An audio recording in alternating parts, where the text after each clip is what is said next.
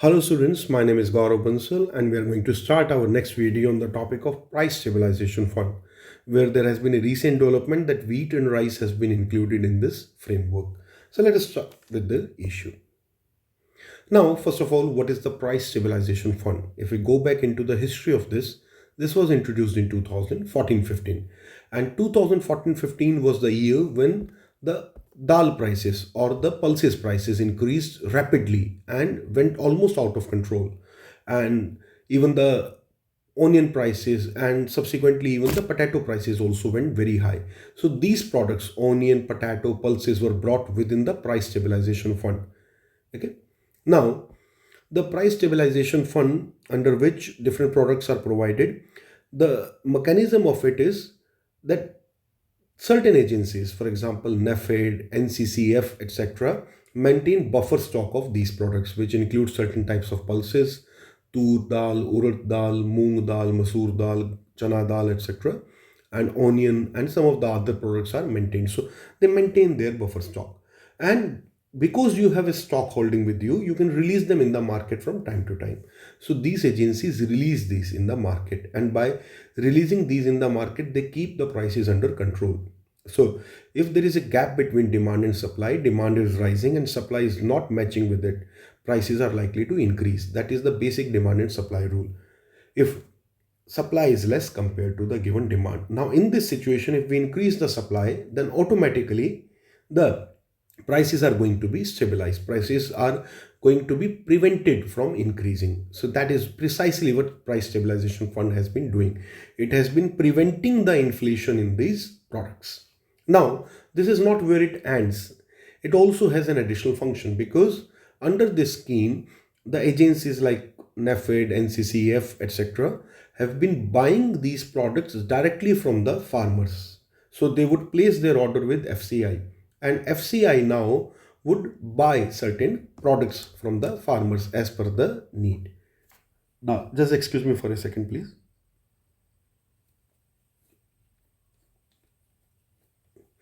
So it was almost like that I was feeling like sneezing. So now getting back to the topic. So we were saying that whenever agencies need these products or they have to place order of these products, they will request and place orders with FCI. FCI will directly buy dal from the farmer, onion from the farmer, and then restock those products with those agencies. In order to maintain their price, control their price, government provides subsidies to the FCI. And then FCI can supply these products at a cheaper price to those agencies. So in this product, we are doing two things. First of all, we are preventing food inflation by maintaining stock of these products. Secondly, we are also doing one very important thing, is to support the farmers. So in many cases, when the prices of these products have gone too low after the harvest, then we can also support these products, and we can also, let us say, increase the demand of these products, and that is how we ensure a certain minimum price also. So it helps both. Now let us move ahead. Now in this mechanism, the latest news that we were talking about is, apart from those pulses, onions, tomatoes, etc., now wheat and rice have also been included. Why wheat and rice we have to include? That is something we have to discuss here. So first of all, we need to discuss the mechanism of the PSF. Then only we will move to the wheat and rice, why we are maintaining those stocks. So it first of all maintains the buffer stock. It purchases certain key commodities or products by placing order with the FCI or other agencies. Then agencies like FCI are given subsidy for supplying these wheat and rice or other products to those NAFED, NCCF, etc. And this subsidy helps maintaining the affordability of these products. And there is market intervention also, because once you have products at a controlled price, then you can supply them in the market and keep the prices under control. So that is the market intervention here. And then by preventing the prices from increasing very fast, it does the consumer protection.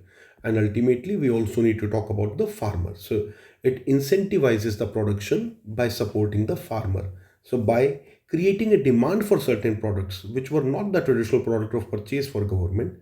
It has also supported the farmer. So these are certain mechanism of the price stabilization fund.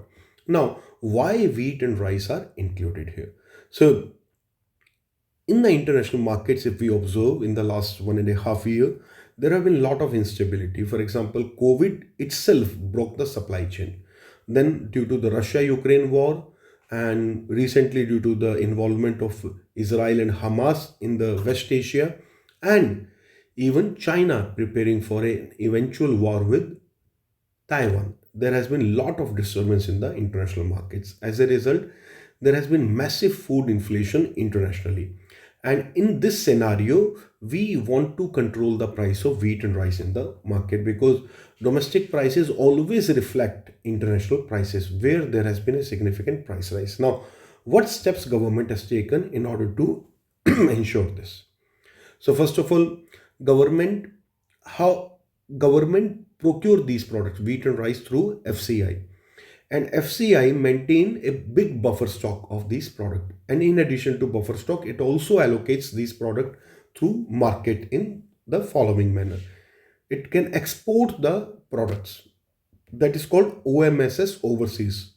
So open market sale in international market. So under which FCI can directly export certain products. Similarly, FCI most importantly release these products for the National Food Security Act, under which the ration shops, under which the midday meal programs, the Anganwadis and the other government schemes also get support.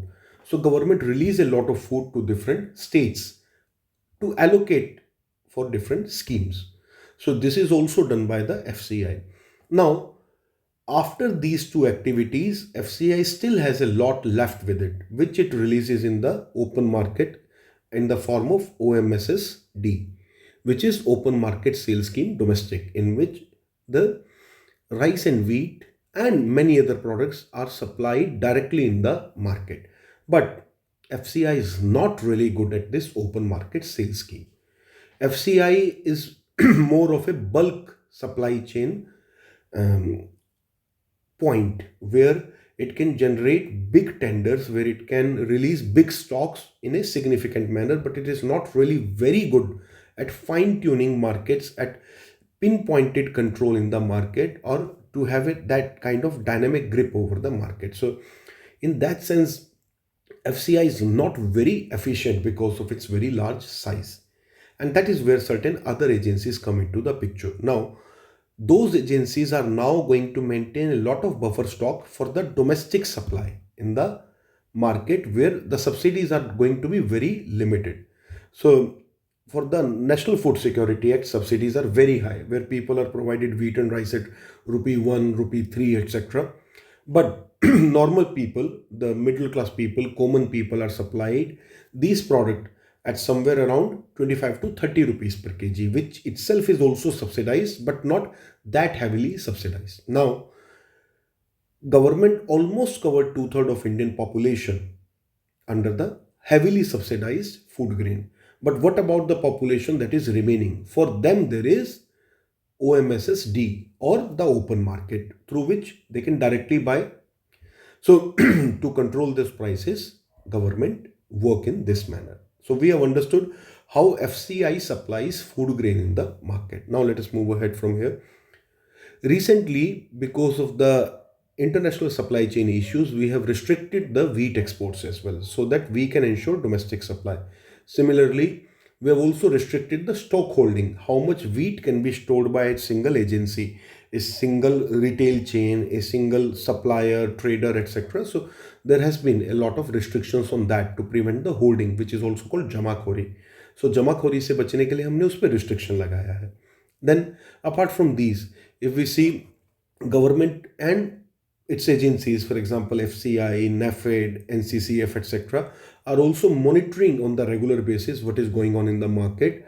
And if it notices any anomaly, if it notices that market is not getting enough supply or stock, then government is ensuring that, and by doing so it is preventing the adequate supply and also is trying to control the price. So that has already been going on for last 1.5 years. And in addition, recently what government has also done, it has restricted the export of the non-basmati rice. And even in case of basmati rice, it has introduced a minimum price floor. Means only the expensive basmati rice can be exported out of countries. So for example, it is US dollar 950 for almost 1 ton of rice. Means it will translate to something like 70,000 rupees, or not 70,000, let us say 80,000 rupees per ton. And that would mean almost 80 rupees per kg minimum will be the price of the rice that is exported out of country. So that is also government has introduced. So we have already been taking a lot of steps in order to control the prices of wheat and rice. And what recently has happened is a natural step in the correct direction. Now let us move ahead and talk about the Bharat brand. So Bharat brand has been introduced by the government of India, under which it provides food products at a certain subsidized price, or we should say a fair price, where subsidies are less, but the main point is to control the price and to fix the price in the market. So the Bharat brand atta was recently introduced in the November 6, 2023. Similarly, some of the other Bharat brand dal etc. were introduced in February 2023, and these are available through the agencies like Kendriya Bhandar, the NAFED, which is National Agriculture Cooperative Marketing Federation, and NCCF, National Cooperative Consumer Federation. Now, Kendriya Bhandar is the government's own retail chain, whereas the NAFED and NCCF are both cooperative marketing institutions. So, these are very old institutions. As we can see here, the NAFED was introduced in 1958 and NCCF was introduced in 1965, and both are registered under the Multi-State Cooperative Societies Act. So these agencies are responsible for ensuring the supply of different products under the Bharat brand, where Bharat brand dal, Bharat brand atta, and other Bharat brand products are going to be available. So basically, government is creating competition to the private brands. Government is selling the branded atta, the branded products in the market. So for example, so far the leading market atta seller was Ashirwad.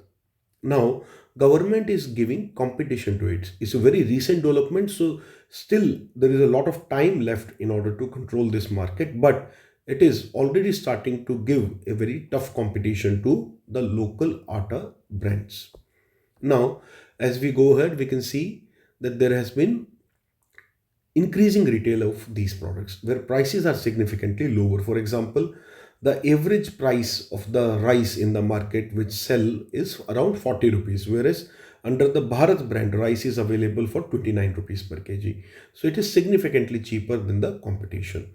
Similarly, the atta from the competitive brand is available at around 35 rupees, whereas under the Bharat brand government is selling close to 27 rupees. So we can see that in almost all the products government is able to supply these products at a lower price, and that is through the subsidy given to the FCI, because government give a lot of subsidy to FCI, and which ensures that FCI can supply these products at a cheaper price to the agencies like NAFED, NCCF, as we have discussed these already. And those, because they are able to acquire a lot of product at a cheaper price, they can sell these at a lower price as well. So that is how we are ensuring this supply chain. And this Bharat brand of atta is trying to introduce a competition to the private sector, and by doing so it wants to bring more efficiency into the market system. So it is a good welcome move by the government. It will help a lot of upper middle class or the middle class in India, because the lower middle class and the poor section are already covered under the National Food Security Act, and they already get a lot of food product from the government ration shop itself at almost free of cost. So those people were already supported. But what about the middle class? What about a lot of other people who earn above, let us say, 2 lakh rupees per year, 3 lakh rupees per year, are not yet rich enough to be able to afford every kind of branded food that they can, and are not even poor enough to be included under the ration card system. So these people are actually going to be the biggest beneficiary under the Bharat brand. So all in all, it's a good move, and recent inclusion of wheat and rice is going to give it much more boost. So that is all about this topic, and I hope this has helped your understanding on the topic. And in this PT, if there is a question on Bharat brand, if there is a question on the price stabilization fund, etc., you will be able to answer all of them. Thank you. We'll meet in the next video with the topic of green revolution.